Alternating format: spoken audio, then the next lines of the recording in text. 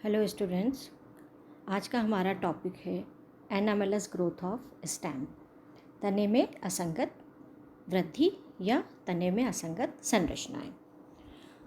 This is for the BSc part 2 students, botany paper 3। Previous classes में आपने पढ़ा है कि मोनोकोट और डाइकोट स्टेम की जब हम आंतरिक संरचना का अध्ययन किया है तो हमने देखा कि जो डाइकोट स्टेम्स होते हैं उनमें वैस्कुलर बंडल्स एक रिंग में अरेंज होते हैं। मोनोकोट में वैस्कुलर बंडल्स ग्राउंड टिश्यूज़ में बिखरी हुई अवस्था में पाए जाते हैं। नॉर्मल जो इसका स्ट्रक्चर होता है डाइकोट और मोनोकोट स्टेम्स का, वो यही होता है। लेकिन अगर ये अपनी नॉर्मल जो संरचना है, जो सामान्य संरचना है, इससे अलग या इसकी ग्रोथ में कोई डेविएशन होता है, कोई विभिन्नता या विचलन उत्पन्न होता है, तो उसे हम एनामेलस ग्रोथ या एनामेलस संरचना के अंतर्गत अध्ययन करते हैं। Anomalous means deviating from the general growth या जनरल टाइप या कॉमन ग्रोथ जो होती है उसकी, अगर उससे डेविएट हो रहा है, अगर उससे डिफरेंट ग्रोथ हो रही है, तो उसे हम एनामेलस ग्रोथ कहते हैं। और इससे जो संरचनाएं उत्पन्न होती हैं उन्हें एनामेलस स्ट्रक्चर्स कहते हैं।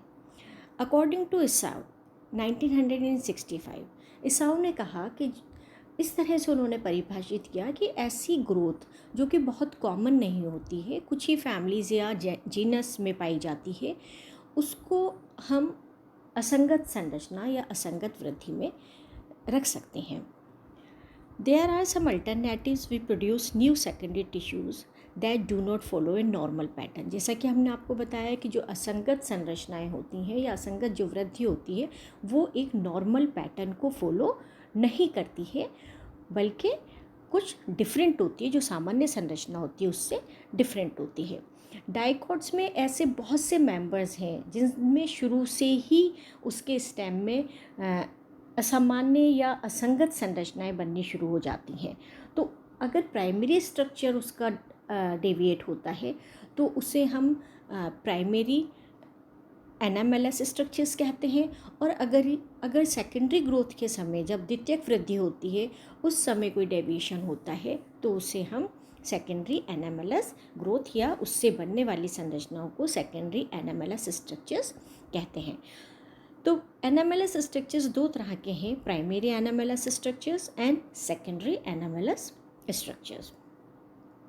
Primary anomalous structures, anomaly is present in the primary structure of stem itself, यानी जब तने की वृद्धि होती है, जब तने की का परिवर्धन होता है और उसकी जो प्राथमिक संरचना बनती है, अगर उसी में कोई डिफरेंस आ जाता है तो उसे हम प्राइमरी स्ट्रक्चर्स में डालते हैं, एनामेलस स्ट्रक्चर्स में डालते हैं।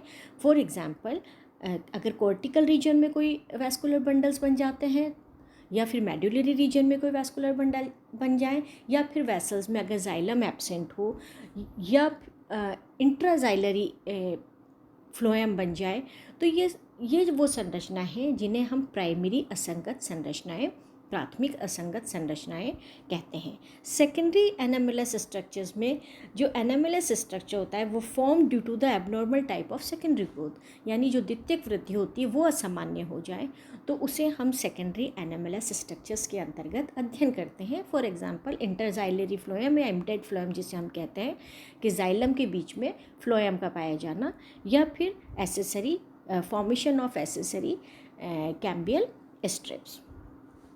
नॉर्मली जो नॉर्मल ग्रोथ होती है, हम देखते हैं कि डाइकोट्स में वैस्कुलर बंडल एक रिंग में है, लेकिन अगर ये असंगत होगी तो इसमें बिखरे हुए पाए जाएंगे। इसी तरह से जो कॉर्टेक्स होता है उसमें अगर वैस्कुलर बंडल्स प्रेजेंट हैं तो वो एनामेलस स्ट्रक्चर्स होगा। तो जो डाइकोट्स हैं उनमें अगर हम स्टडी करते हैं तो हम डाइकोट्स और मोनोकोट्स के कुछ फैमिलीज़, जो प्रिमिटिव फैमिलीज़ हैं, उनमें जो डिफरेंसेस आते हैं उनको हम यहाँ पे अध्ययन करेंगे।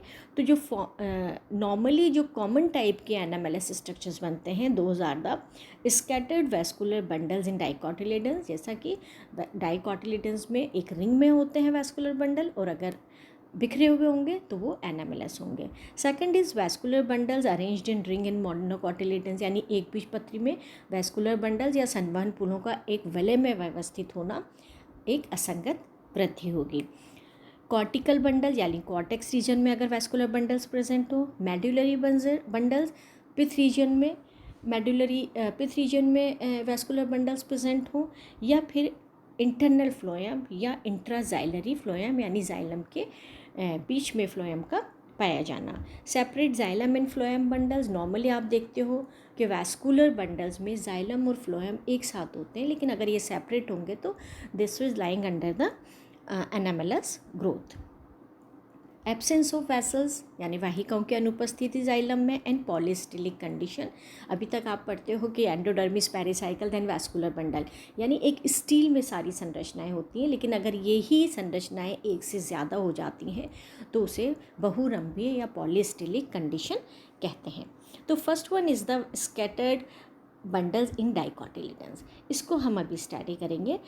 आपको पता है पिछली क्लासेस में आपने पढ़ा है कि डाइकॉट्स में जो वैस्कुलर बंडल्स होते हैं वो एक रिंग में व्यवस्थित होते हैं, लेकिन कुछ जो प्रिमिटिव फैमिलीज़ हैं, फॉर एग्जांपल रैननकुलेसी, निम्फिएसी, पैपिवेरेसी, तो पाइपेरेसी का जो पैपेरोमिया है इसका स्ट्रक्चर हम आपको दिखाते हैं, या पॉडोफिलम का। इसमें आप देखिए पॉडोफिलम में जो वैस्कुलर बंडल्स हैं वो एक वलय में तो उपस्थित हैं, लेकिन बीच में ग्राउंड टिश्यूज़ में भी फैले हुए वैस्कुलर बंडल्स हैं। तो ये एक असामान्य वृद्धि है, क्योंकि डाइकॉट्स में हम पढ़ते आए हैं कि जो वैस्कुलर बंडल्स होते हैं वो एक रिंग में व्यवस्थित होते हैं। इसी तरह से पैपेवर में आप देखिए वैस्कुलर बंडल्स एक रिंग में व्यवस्थित नहीं होकर के अंदर थोड़ा पिथ रीजन में भी पाए जाते हैं। तो these are the anomalous structures. Second है एक बीजपत्री जो प्लांट्स होते हैं उनमें वैस्कुलर बंडल का रिंग्स में पाया जाना, यानी vascular bundles arranged in a ring in monocots. तो ग्राउंड टिश्यूज़ में बिखरे हुए वैस्कुलर बंडल्स ये एक बीजपत्री का एक बहुत स्पेसिफिक कैरेक्टर है, लेकिन ट्रीटिकम, फॉर एग्जांपल ट्रीटिकम में जो वैस्कुलर बंडल्स होते हैं वो डाइकॉट्स की तरह एक वलय में व्यवस्थित हो जाते हैं, और जो पिथ होता है वो एक गुहिका के रूप में प्रेजेंट होता है। इधर आप इसमें देखिए जो वैस्कुलर बंडल्स हैं, दिस इज़ मोनोकॉटिलीडन, और मोनोकॉटिलीडन में आपने पढ़ा है कि वैस्कुलर बंडल बिखरी हुई अवस्था में पिथ रीजन में और ग्राउंड टिश्यूज़ में पाए जाते हैं, लेकिन यहाँ पर आप देखिए जो वैस्कुलर बंडल्स हैं वो रिंग में व्यवस्थित है और पिथ कैविटी यहाँ पे पाई जा रही है। तो दिस इज़ एनामेलस ग्रोथ या असामान्य वृद्धि।